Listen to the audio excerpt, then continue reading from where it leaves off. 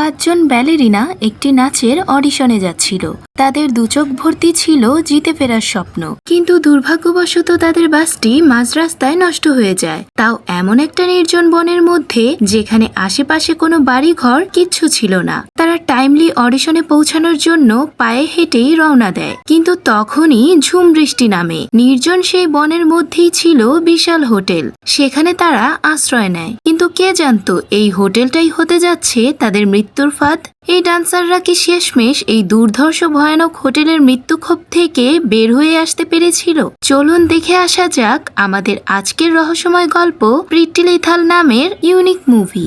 ব্যালে ডান্স দেখতে যতটা সহজ আর সুন্দর লাগে, ঠিক ততটাই কঠিন এই ডান্স শেখা। বছরের পর বছর প্র্যাকটিস আর কষ্ট সহ্য করার মধ্য দিয়েই কেবল এই নাচ শেখা সম্ভব হয়, আর একজন ব্যালেরিনা হয়ে উঠতে লাগে আরো বেশি অধ্যবসায়। তো এমনই একটি ব্যালে ড্যান্সারের গ্রুপে বোনস, প্রিন্সেস, গ্রেস, ক্লোয়ি আর জয়ী নামের 5টা মেয়ে ছিল। তারা থর্না নামের একজন মেয়ে টিচারের কাছে ডান্স শিখত। তো তাদের মধ্যে বোনস ভালো ডান্সার হওয়ায় তাকে গ্রুপের লিডার বানানো হয়, আর এই জন্য প্রিন্সেস তাকে ঈর্ষা করত। যেখানে তাদের একটা গ্রুপ হয়ে মিলেমিশে ডান্স করার কথা, সেখানে প্রিন্সেস সবসময় বোনসের উপর সরাসরি ক্ষোভ প্রকাশ করত। ক্লোয়ি আর জয়ী ছিল দুই বোন। ক্লোয়ি কথা বলতে পারতো না, এমনকি শ্রবণ যন্ত্র ছাড়া সে কানেও শুনতে পারতো না। তো একদিন তাদের কাছে একটা অপরচুনিটি আসে ব্যালে ড্যান্সার হিসেবে নিজেদের ক্যারিয়ার ডেভেলপ করার। একটা ইন্টারন্যাশনাল ব্যালে গালা, যেখানে অংশ নিতে পারলে আর জয়ী হলে তারা ব্যালে ড্যান্সার হিসেবে আন্তর্জাতিক স্বীকৃতি পাবে। তো পরদিন তারা প্লেনে করে হাঙ্গেরি এয়ারপোর্টে গিয়ে পৌঁছায়। সেখান থেকে একটা বাস ভাড়া করে তারা বুদাপেস্টের দিকে যাচ্ছিল।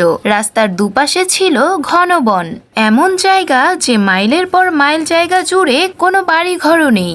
প্রোগ্রাম শুরু হওয়ার মাত্র কয়েক ঘন্টা বাকি, কিন্তু দুর্ভাগ্যবশত এই নির্জন পথের মধ্যেই তাদের বাস হঠাৎই নষ্ট হয়ে যায়। ড্রাইভার জানায় বাস ঠিক হতে অনেক সময় লাগবে।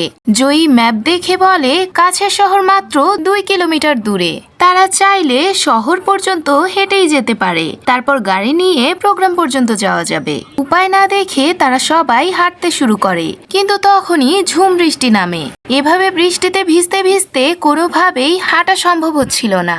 তখনই তাদের চোখে পড়ে একটা হোটেলের সাইনবোর্ড। তারা সবাই হোটেলের দিকে গেলে হোটেলের বাইরে একজন ক্লিনার তাদেরকে ইশারায় বারণ করতে থাকে এদিকে আসতে, কিন্তু তারা সেই ইশারা বোঝে না। এমন সময় ভেতর থেকে অসিফ নামের একটি লোক আসে। সে এসে নিজের পরিচয় দেয় আর সিচুয়েশন শুনে তাদেরকে বলে হোটেলে গিয়ে আপাতত রেস্ট নিতে। তারা তাদের সাহায্য করবে প্রোগ্রামে পৌঁছাতে। এসব শুনে তারা হোটেলে প্রবেশ করে দেখতে পায় বারের মতো একটা জায়গা, যেখানে সবাই কার্ড আর জুয়া খেলছে। তাদের এই পরিবেশ পছন্দ না হলেও কিছুই করার ছিল না।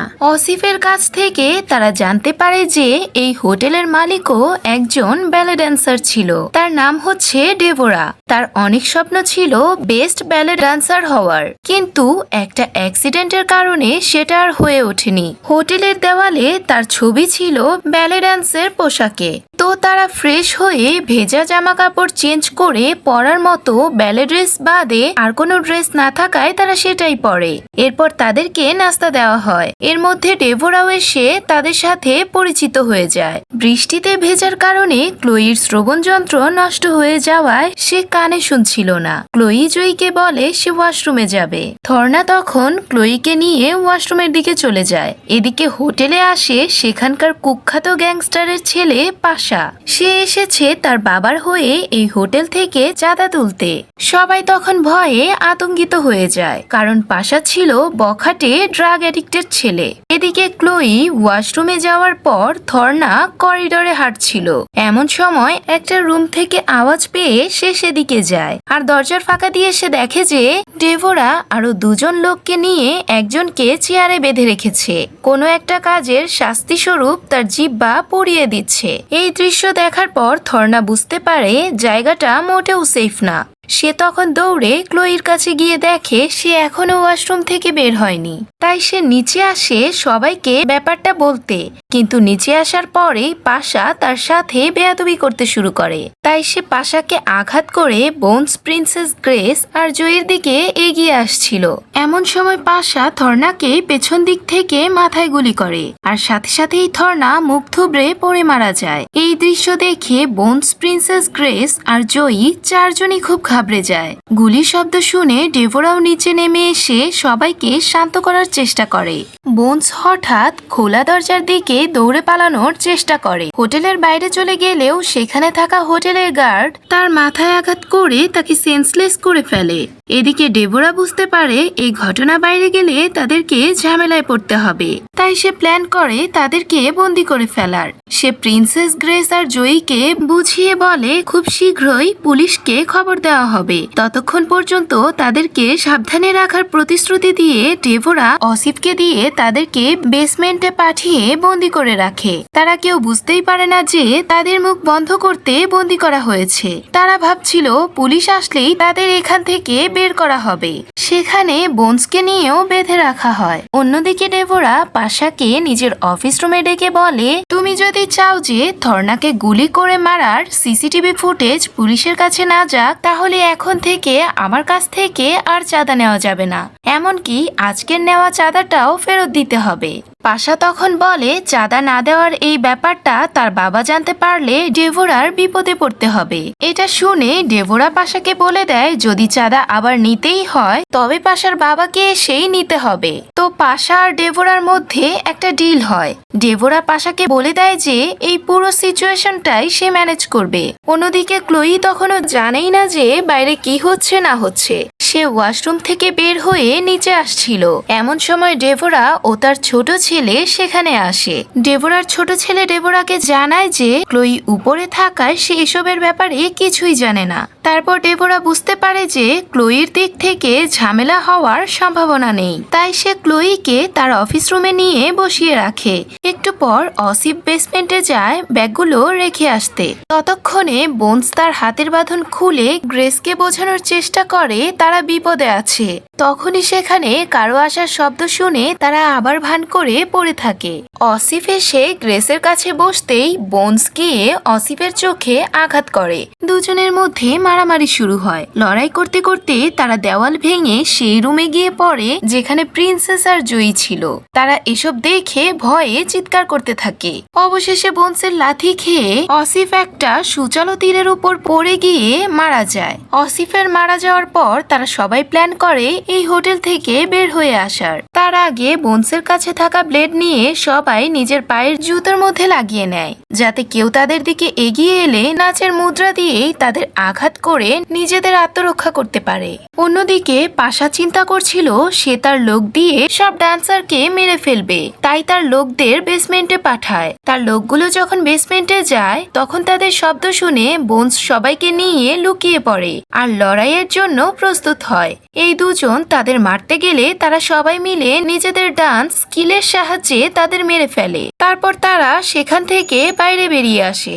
উপরে এসে তারা ক্লোইকে খুঁজে পায় ডেভোরার অফিস রুমে।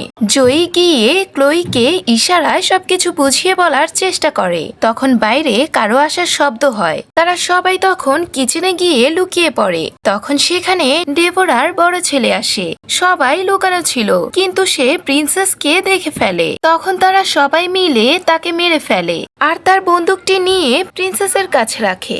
এরপর তারা সবাই মিলে ডিসিশন নেয় টিম হয়ে কাজ করার। এদিকে ডেভোরা বেসমেন্টে গিয়ে পাশার দুইজন লোককে আর অসিফকে মরে পড়ে থাকতে দেখে বুঝতে পারে সবাই পালিয়েছে, কিন্তু হোটেলের দরজা বন্ধ থাকায় তারা এখনো পালাতে পারেনি। সে কারণে সে বাড়ি আসা সমস্ত লোককে বলে 5 জন ব্যালেরিনা পালিয়ে বেড়াচ্ছে, তাদেরকে তোমরা ধরে নিয়ে এসো। সবাই মিলে হই হই করে খুঁজতে শুরু করে। তারপর ডেভোরা পাশাকে বলে তুমি ওদের মারতে যাদের পাঠিয়েছো তারা মরে পড়ে আছে। এই হোটেল থেকে জীবিত বের হতে চাইলে নিজের বাবাকে এসে নিয়ে যেতে বলো। এরপর সে তার বাবাকে কল করে সব ঘটনা বলে তাকে নিতে আসতে বলে।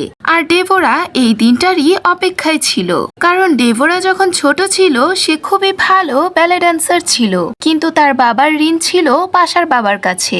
ডেভোরার বাবা ঋণ পরিশোধ করতে না পারায় পাশার বাবা ডেভোরার একটা পা কেটে নেয়, যেটা তার ব্যালেরিনা হওয়ার স্বপ্ন ধূলিসাৎ করে দিয়েছিল। সে সারা জীবন অপেক্ষা করেছে এই ঘটনার প্রতিশোধ নেওয়ার জন্য। এরপর পাশাকে একটি কফিন টাইপ বক্সে বন্দি করে সে পুরো ভবনের আনাচে কানাচে বোমা সেট করে দেয়, যে বোমাগুলো সে সুইচ টিপলেই ব্লাস্ট হয়ে যাবে। এদিকে ব্যালেরিনা 5 জন পালানোর চেষ্টা করছিল, তখনই বারের লোকগুলো তাদের চারদিক থেকে ঘিরে ফেলে। তারা 5 জন মিলে ব্যালে ড্যান্সের মুদ্রাকে অস্ত্র হিসেবে ইউজ করে তারা একে একে সবগুলো লোককে মেরে ফেলে। এদিকে পাশার বাবা নিজের বিশাল দল নিয়ে সেখানে চলে আসে। বোনসরা সবাই পালাচ্ছিল, তখন পাশা তাদের সামনে পড়লে তারা পাশাকে মেরে আধমরা করে ফেলে। এমন সময় ব্যালে ড্যান্সারের সাজে ডেভোরা তাদের সামনে আসে। তখন বোনস ডেভোরাকে বুঝিয়ে বলে সে তো নিজের ব্যালেরিনা হওয়ার স্বপ্ন পূরণ করতে পারেনি, তাই সে স্বপ্ন নষ্ট হওয়ার এই কষ্টটা বুঝে। তাহলে সে তাদেরকে যেতে দিক, যাতে তারা নিজেদের স্বপ্ন পূরণ করতে পারে। এই কথা শুনে ডেভোরার মনে সফট কর্নার তৈরি হয়, সে তাদেরকে যেতে দিতে রাজি হয়। অন্যদিকে পাশার বাবা গুলি করতে শুরু করে। তখন ডেভোরা পাশাকে নিয়ে সামনে যায় আর তার পরিচয় দেয়। সে জানায় প্রতিশোধ নেওয়ার জন্যই সে এত বছর ধরে অপেক্ষা করছে। সে তখন পাশার বাবাকে সবকিছু খুলে বলে। অন্যদিকে সবাই বাইরে বের হওয়ার রাস্তা খুঁজছিল। এদিকে কথা বলতে বলতে ডেভোরার যখন মনে হয় যে ব্যালেরিনারা এতক্ষণে বাইরে বেরিয়ে গেছে, তখনই সে বিস্ফোরণ অ্যাক্টিভ করা সুইচ টিপে দেয়। সাথে সাথে ব্লাস্ট হয়ে পুরো হোটেল উড়ে যায়। এদিকে ব্যালেরিনারা কোনো রকমের ব্যালকনি থেকে ঝাঁপিয়ে পড়ে বেঁচে যায়। এরপর তাদের ফিল হয় যে প্রোগ্রামের জন্য এত কিছু হলো সেটা কোনোভাবেই মিস করা যাবে না। এরপর তারা সেখানে পড়ে থাকা 2টো বাইক নিয়ে তারা প্রোগ্রামের উদ্দেশ্যে রওনা দেয়। তারা যখন সেখানে পৌঁছায় আর পারফর্ম করে, তখন তাদের পুরো জামা রক্তে মাখা, চোখে মুখে ক্লান্তি। এরপরও তারা সবাই মিলে টিম হয়ে খুব ভালো পারফর্ম করে, কারণ তারা বুঝে গেছে টিম ওয়ার্কারের গুরুত্ব কতখানি। একসাথে টিম হয়ে মিলেমিশে কাজ করলে সবকিছু জিতে আসা সম্ভব। আমাদের 1000 সাবস্ক্রাইবারের পরিবার হতে আর মাত্র অল্প কিছু বন্ধু বাকি। আমার মুভি এক্সপ্লেনেশনগুলো ভালো লাগলে এখনই সাবস্ক্রাইব করে এই ছোট পরিবারের সদস্য হয়ে যান।